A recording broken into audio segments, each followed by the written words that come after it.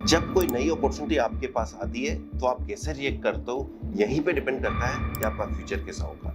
ज्यादातर लोग जब अपॉर्चुनिटी आती है तो उसको नॉकिंग को, दरवाजे को जब नॉक करती है तो समझते हैं ये शोर हो रहा है, लेकिन सिर्फ कुछ ही लोग ऐसे होते हैं उस अपॉर्चुनिटी को एक अपॉर्चुनिटी समझते हैं और दरवाजे को खोलते हैं। अदरवाइज ज्यादातर लोग उसको इग्नोर करते हैं क्योंकि वो उसको डिस्टरबेंस, उस आवाज को डिस्टरबेंस मानकर उसको इग्नोर कर देते हैं।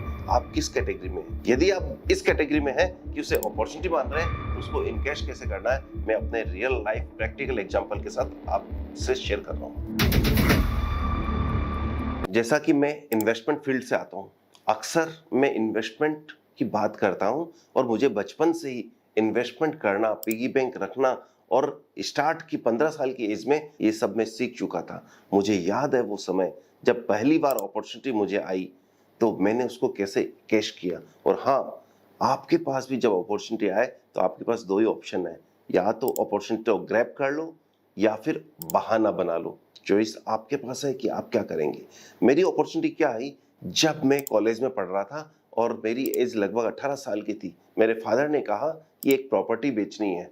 मैंने कहा कि ठीक है, बेच देंगे। और मुझे उस समय प्रॉपर्टी के बारे में, कागजों के बारे में कुछ पता नहीं था। मैंने सबसे पहले तो उनसे प्रॉपर्टी की फाइल ली और पूरी फाइल को ढंग से स्टडी की, एक एक पेज को पढ़ा कि किस तरह से अलॉटमेंट आया, किस तरह से फर्स्ट बायर ने खरीदा, किस तरह से सेकंड बायर ने खरीदा और किस तरह से सेकंड बायर ने थर्ड बायर यानी कि हमने खरीदा। जब हमने वो खरीदा तो उसके बाद में उस प्रॉपर्टी को केडीए यानी कि कोटा डेवलपमेंट अथॉरिटी में किस तरह से मेरे नाम चढ़ा और वहां नाम चढ़ने के बाद में किस तरह से हमने उसकी बिल्डिंग कंस्ट्रक्शन की परमिशन ली और परमिशन लेने के बाद में अब क्या रेगुलेशन है, ये सब जानना मेरे लिए चैलेंज था। तो मैं सबसे पहले केडीए यानी कि कोटा डेवलपमेंट अथॉरिटी के पास गया। वहां पूछा कि मैं ये प्रॉपर्टी बेचना चाहता हूं, आप बताइए इसमें क्या रेगुलेशंस हैं। तो उन्होंने कहा कि आपको बेचने से पहले सेल परमिशन लेनी होगी। तो मैंने उनका प्रोसेस पूछा, प्रोसेस पूछ कर कुछ पेपर्स तैयार किए जिन पे पापा के साइन कराए और वहां अप्लाई किया। 2-3 चक्कर लगाने के बाद में मुझे सेल परमिशन मिल गई, यानी कि अब मैं उस प्रॉपर्टी को बेच सकता हूँ। जब प्रॉपर्टी रेडी टू सेल हो गई तो मैं अपने दोस्तों से मिलने गया, अपने दोस्तों को फोन किया, मिलने जुलने वालों को फोन किया कि मुझे एक प्रॉपर्टी बेचनी है, किसी को लेना हो तो आप मुझे बताइए। तो दोस्तों में से कुछ दोस्तों ने मुझे ये कहा कि मेरे एक फ्रेंड है, वो प्रॉपर्टी का काम करते हैं। किसी ने कहा कि मैंने उसके थ्रू प्रॉपर्टी परचेज की थी।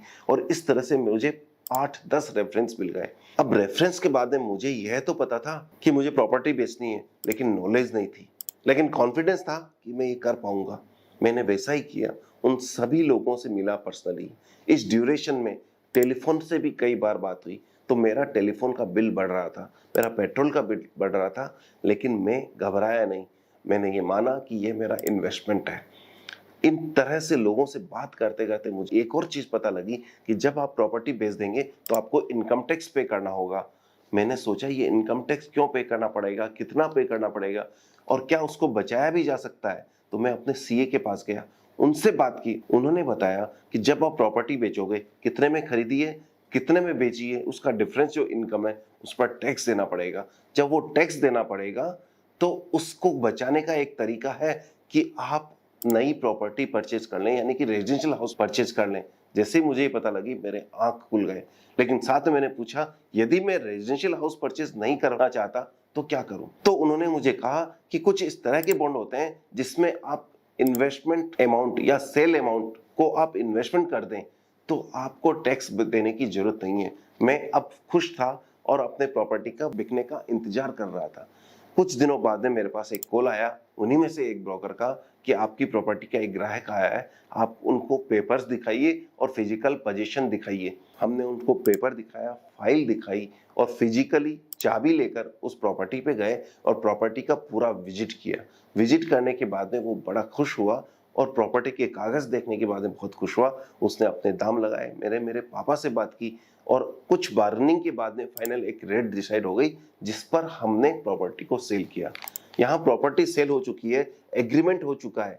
2 महीने का एग्रीमेंट था पेमेंट का, 2 महीने में पेमेंट आया।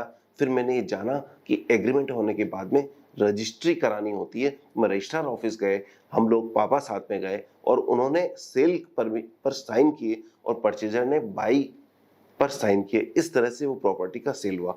इस तरह से जब मैंने ये पूरा काम किया तो अब मुझे कॉन्फिडेंस आ चुका था कि मैं प्रॉपर्टी का काम कर सकता हूँ, इन्वेस्टमेंट कर सकता हूँ, और इस इन्वेस्टमेंट को भी मैं एज ए मेन इन्वेस्टमेंट की तरह ट्रीट कर सकता हूँ। और वही मैंने आगे जाके किया कि मेरे स्टॉक मार्केट के साथ साथ मैंने प्रॉपर्टी में भी बहुत इन्वेस्टमेंट किया और बहुत सारे ट्रांजेक्शन किए हैं। और अब तो इतना एक्सपीरियंस हो गया है कि क्वालिटी ऑफ पेपर्स जो सबसे इंपॉर्टेंट होता है वो मैं देख के पहचान लेता हूँ कि ये प्रॉपर्टी की क्वालिटी ऑफ पेपर्स ठीक है या नहीं है। जब मैं ये काम कर सकता हूँ, क्या आप नहीं कर सकते? जब मैं इस तरह की अपॉर्चुनिटी को कैच कर सकता हूँ, क्या आप नहीं कर सकते?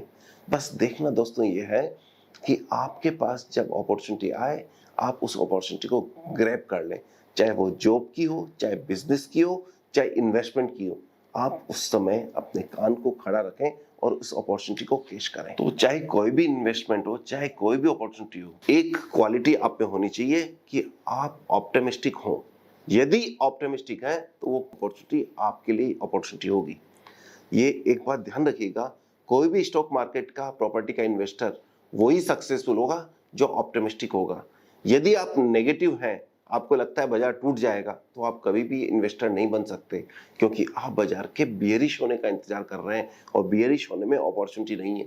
आपको लगता है कि आपके पास की प्रॉपर्टी या आपके घर का एरिया, आपके नज़र का एरिया तेजी आएगी क्योंकि वहां बहुत सारे डेवलपमेंट चल रहे हैं, तो आपके लिए अपॉर्चुनिटी है। लेकिन यदि आपको लगता है कि मंदी आएगी, तो आपके लिए अपॉर्चुनिटी नहीं है। यदि आपको लगता है आपकी अगली जनरेशन आपसे बेटर लाइफस्टाइल जिएगी, इसका मतलब कि उस समय ज्यादा कंजम्पशन करेगी, और ज्यादा कंजम्पशन करेगी तो ज्यादा कंपनीज का माल बिकेगा, और जब ज्यादा कंपनीज का माल बिकेगा तो उस कंपनीज को फायदा होगा, और उन कंपनीज में यदि फायदा होगा तो आप उसके लिए एक अपॉर्चुनिटी होगी कि आप उसमें इन्वेस्टमेंट करें। तो ऑप्टिमिस्टिक होना इन्वेस्टर की पहली निशानी है, और ऑप्टिमिस्टिक होने के साथ साथ आपको इस बात का ध्यान रखना है कि आप हमेशा हमेशा के लिए अपॉर्चुनिटी को ध्यान रखें और क्रैश को और किसी भी अपॉर्चुनिटी को कैश में कन्वर्ट करें। मिलते हैं नेक्स्ट वीडियो में, तब तक के लिए all the best and happy investing.